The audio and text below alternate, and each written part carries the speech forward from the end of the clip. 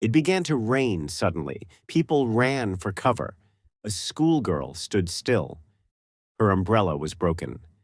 Rain soaked her books.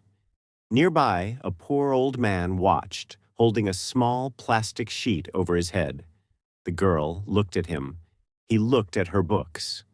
She closed her umbrella, tore a page from her notebook, wrapped it around the umbrella handle, and gave the umbrella to the old man. She walked away in the rain, smiling. The old man opened the umbrella. It worked. Moral: true wealth is kindness.